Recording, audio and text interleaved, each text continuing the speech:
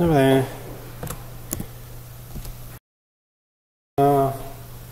Почваме друг път. Гледаме само презентацията дали ще излезе. Не. Да, добре. Окей. Има разни картинки, където са взети от тези Wikipedia users. И днес ще си говорим за Wi-Fi и Bluetooth и разни такива неща. Като цяло ще ви разкажа малко за историята на Wi-Fi, защото ви трябва. Ще ви разкажа малко за стандартите, за физическата среда. Всяка от тия точки по мъничко ще ги засегнем, след което ще разгледаме Authentication и Encryption, защото там е проблема с Wi-Fi, и малко инструменти за атакуване на съответните неща. Wi-Fi е такъв какъвто вие го познавате, не е баш Layer 1 и не е баш Layer 2, нещо по средата е. Хем върви на Layer 1, защото е радиомедия, и в същия момент не е Ethernet, защото носи Ethernet, обаче пък има и разни комуникационни неща вътре в него за адресиране, съответно има и Layer 2 някакъв в него, та е по средата. Първото нещо, което трябва да знаете е ISM Bands. Първо какво е Band и второ какво е ISM. Ще се върна към този слайд след малко.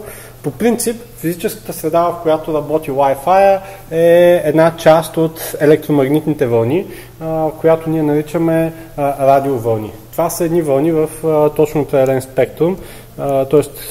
точно определена част от тези вълни.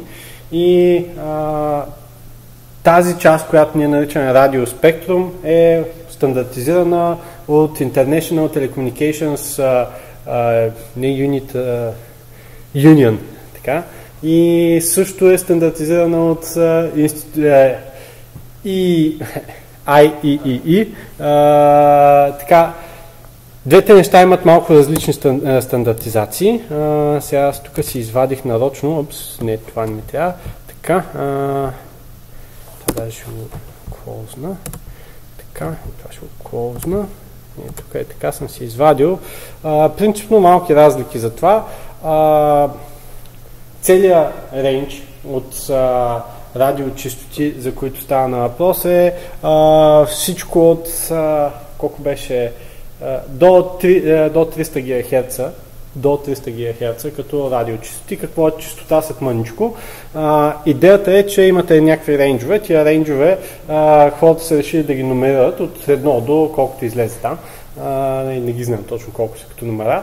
И съответно различните организации са ги именували по различен начин. Примерно ITU казват на рейнджа между 3 и 30 кГц, това е четвърти канал и това е very low frequency. В същия момент IEEE казват, че това не са very low frequencies, а това са high frequencies. И продължаваме надолу, както виждаме. Следващия рейндж са ни low frequencies в ITU, IEEE ги наричат very high frequencies, VHF. VHF вече може да ви е нещо по-познато, така, обаче VHF, в зависимост от коя организация участвате, значи различно нещо. Иначе, на практика, защо е проблем? Защото VHF ще се появи в ITU, обаче ще се появи по-надолу, т.е. различен канал, различни честоти. Това е много важно. За повече информация, Radio Spectrum в Wikipedia. Тая информация не съм си измислил, там съм не взел. Идеята е, че имате честотите, също другото нещо, в което се измерват е милиметри, и съответно радиовълни с дължина по-голяма от 1 мм на практика са също, т.е. електромагнитни вълни с дължина по-голяма от 1 мм са на практика вълни от радиоспектрума. Така. Кой се разписал? Така. Продължаваме нататък. Самата физическа среда. Си говорим за радиовълни. Радиовълни са fluctuations, т.е. това са синусоиди, които вие може да контролирате, като контрола над тези синусоиди прави различни неща. Примерно имате дължина на вълната, която ясно се вижда между двата върха на синусоидата. Имате сила на вълната, това е амплитудата, с която създаваме, изпращаме сигнала. И другото имаме честота на сигнала. Честотата е една цяла синусоида, отгоре и отдолу.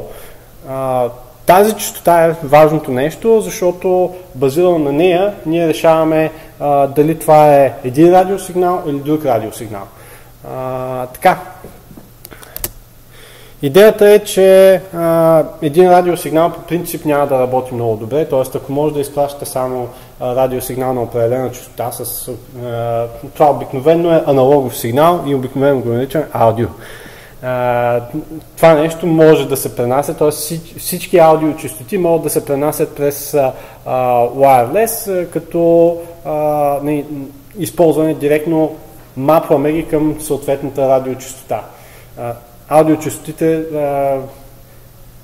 са различно нещо, но на практика можем просто да кажем, примерно, ако имаме честота от 30 Hz за аудиозвук, това нещо можем да го мапнем примерно на 330 кГц в радиото и да го предаваме като да знаем от другата страна, че това е било 30 кГц. Това мапване се използва и в комуникациите, като там обаче вместо да се използва аудиозвук, който да се предава, на нас не трябва да отчитаме нули и единици. И това нещо става като се използват различни видове модулации на сигнала, като най-често се използват две неща. Едното е амплитудна модулация, при което ние увеличаваме или намаляме амплитудата на сигнала, с което ние казваме това 0 или 1 е. Другия ни вариант е фреквенси модулация, при което ние увеличаваме или намаляме дължината на синусоидата, с което ние дефинираме нули или единици. Тоест, за да може да използваме фреквенси модулацията, ние винаги използваме минимум две честоти. Една, която ни е 0 и една, която ни е единица. И изпращаме по едната или по другата. Това е радиосигнала. Проблема с радиосигнала е, че това е една среда, така като въздуха, който дишаме тук в момента. В тая стая всички ме чуват, защото сме в една стая. Не? Така, ако стената разделя стаята от коридора и това ни пречим на хората извън тази стая да ни слушат. Абсолютно същия кейс имаме и с радиовълните, като радиовълните просто се влияят от различни неща. Тъй като те са електромагнитни вълни на практика, те се влияят от абсолютно всичко, което е свързано с магнетизъма. И в този ред на мисли това означава, че не знаете какво е Фарадеев кафес, или да го обяснявам. Фарадеев кафес? Добре. Значи, проблема с радиовълните е, че те са електромагнитни вълни, електро и магнит. И ако сложим, примерно, един магнит, обикновен магнит, и го заобградим от всякъде от метал, той се в един момент от времето ще залепи до някои от стените на метала. Представете си купче и в това купче сложите магнит. Постоянен магнит. Този магнит никога няма да стои по средата на това купче, той ще се залепи до една от стените, до която най-силно се привлича. Нали? Така. Радиосигналите се влияят от абсолютно същия феномен. Те на практика не могат да излязат, ако това купче, представете си тази зала цялата, и направим в арматура през, да кажем, 4-5 см. Това може би ще бъде спекулирано, тук не знам точно колко трябва да бъде за пълен Фарадеев кафес на такова пространство, но идеята е, че ако имате метални стени на съответната стая, много го наречем, радиосигнал оттам няма да може да излезе или да влезе. Причината е, че този радиосигнал, който се опитва да излезе, ще удари на метала и ще се върне обратно тук.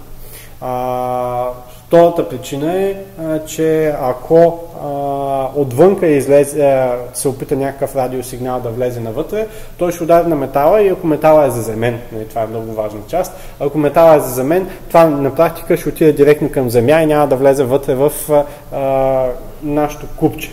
Това нещо е проблема с радиото и в същия момент големия му плюс. Съответно, самите радиовълни, те се приемат от метални нишки и се изпращат от метални нишки, които ние наричаме антени. И се изпращат в така в пространството. Ако аз съм една антена, която изпраща сигнал към вас в момента, това, което чувате от мене, ако го приемем, че не е звука, е радиосигнал, вие получавате радиосигнал от мене. И всички, които са наоколо в момента, които са близо до мене, могат да ме чуят, защото аз изпращам този радиосигнал с определена мощност. Колкото по-силен ми е гласа, толкова по-силно ще ме чуват наблизо и по-надалече ще могат да ме чуват. Абсолютно важи за цялата радиокомуникация. Много интересно нещо, което повечето хора не вдяват първоначално, въпреки че са учили физика 7 клас, е, че радиото е споделена медия. Тоест, когато ние излъчваме, най-вероятно и други хора излъчват в същия момент. Тоест, когато си говорим, какафония знаем какво е, това често се получава с wireless-ите и там е много сериозен проблем това. Сега вече като ви запознах с това нещо, този слайд май трябва да поговорим малко за историята. Радиочестотите, групи от радиочестоти, примерно да кажем от 5 до 30 кГц, можем да наречем банд. Това е група от една брой честоти. И тук има едно нещо, 85-та година са дефинирали няколко бенда, които са много важни. Industrial, Scientific и Medical.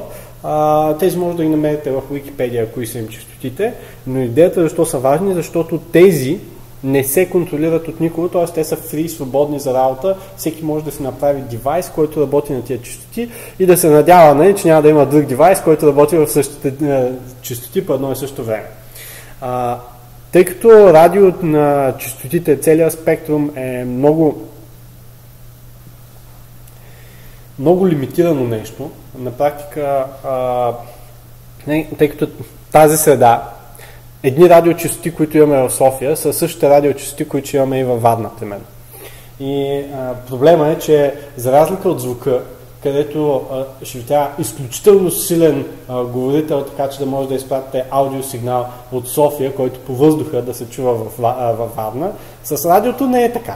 С радиото можете наистина да генерирате изключително силен сигнал, който да обиколи целия свят и да се върне при вас. В рамките на, да кажем, колко беше? 1 час ли беше? 10 минути ли беше? Не помня. Малко време да обиколи целия свят и да се върне това нещо обратно при вас. И проблема е, че атмосферните условия позволяват това нещо да се случи доста лесно понякога. И радиосигналите са много надалеч и много бързо могат да стигнат. Поради тази причина се оказва, че ако този спектър целият не се контролира от държавите, всеки ако почне да си използва определени честоти с каквито мощности си прецени, вече може да имаме някакъв проблем. Заради това, по принцип, wireless, самите радиочестоти, всичките се контролират навсякъде от държавата. Може би има някои места, където те не се контролират от държавата. Аз лично не съм запознат на кои са, но може да има такива. И това е идеята. Имаме, примерно, радиочестоти за радио, което слушаме в колата, примерно, или в автобуса и така нататък. Тези радиочестоти пак са си нормални радиочестоти. Разликата е, че те са в по-ниския рейндж и тези се използват с да ги кажем, тривиални предаватели. Съответно, те точно за това се използват от радиооператорите, за да използваме, да правим комерциални радиа.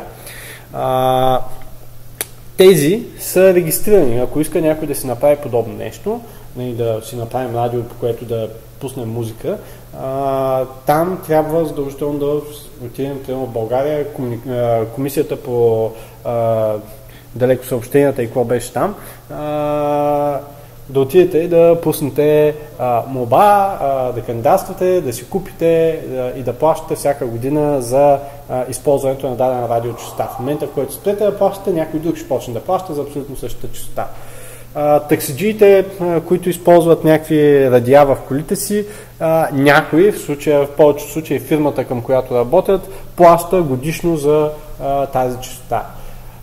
Сега, Има разлики в плащането, примерно в България специално имаме разлика дали ще ползваме радиочестотата в един град или ще ползваме радиочестотата в цяла България.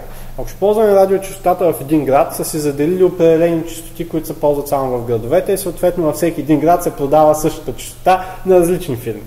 Обаче, когато говорим, примерно за националното радио, да кажем, те използват една честота в цяла България или използват няколко честоти в цяла България, съответно те ги имат тези честоти в цяла България еднакви. Затова и тези бандове, които са определени като Industrial, Scientific и Medical, са изключително важни, защото те ви дават възможност на тези честоти до определена мощност, която обикновено е 5 вата или по-малко.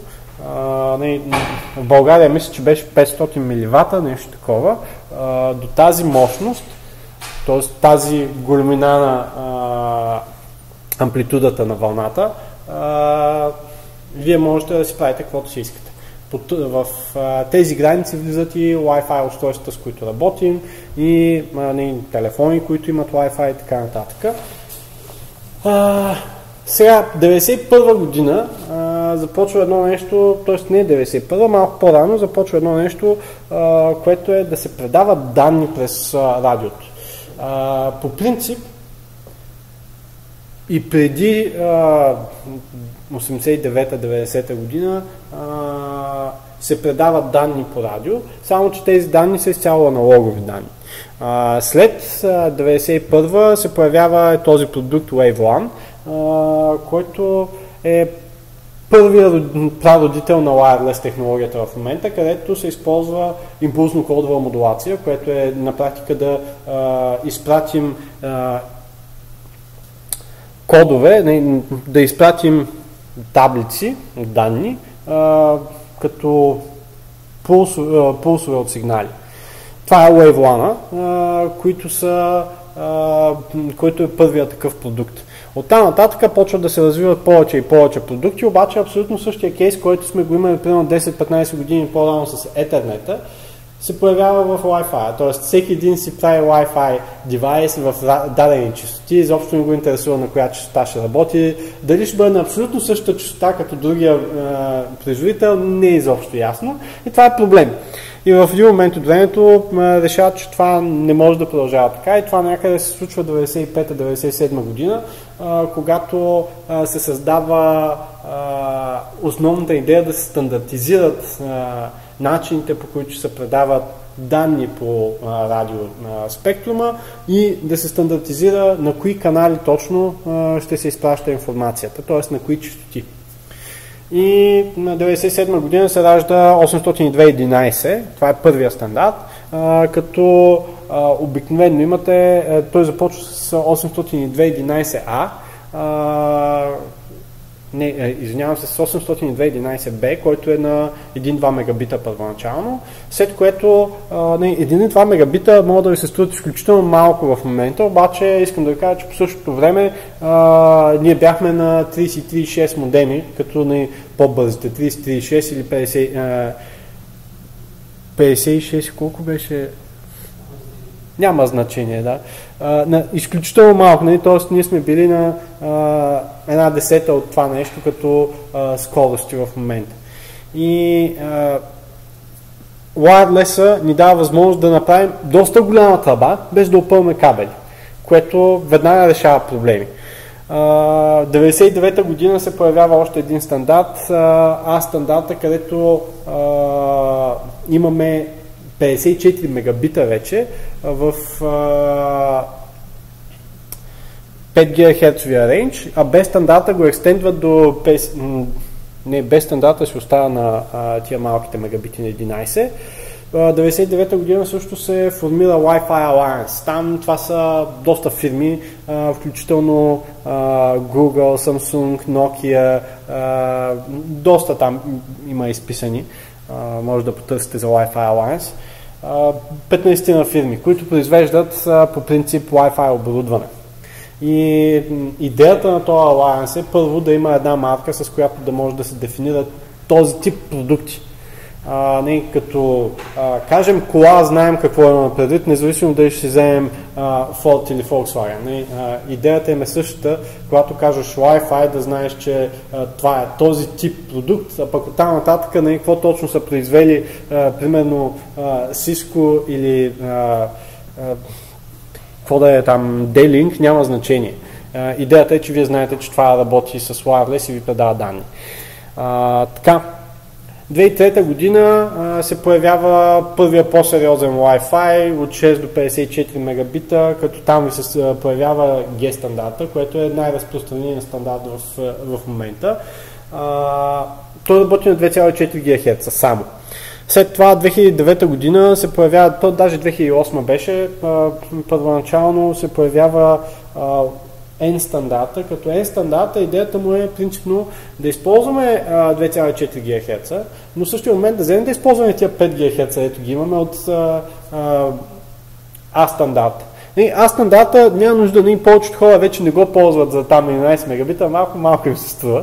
2008-2009 година 11 мегабита вече бяха сериозен шортич в бендвит, когато вкъщи имаме 100 мегабита тогава, някакси не се получава. И там N стандарта се намесва и казват с стандарта, на теория, можем да изкараме 600 мегабита. Което е вече перфектно. Кой има 6 мегабита вкъщи? Аз не съм си пускал 6 UTP-та. Не се получава. Обаче на практика това не работи, защото за да може това нещо да работи, това означава всичките канали да бъдат свободни. Това с каналите ще го видим след малко. Не се получава точно така. Освен това, N стандарта използва едно нещо, което се нарича MIMO, Multiple Input, Multiple Output, т.е. използва multiple трансмитери и ресивери едновременно, при което вместо да имаме само една антена, wireless има малко повече антени и може да приема и изпраща сигнали по тях едновременно, което е много приятно, защото тогава можем да работим на multiple канали едновременно и да изпращаме повече информация, без да има нужда да правим time division multiplexing. Така,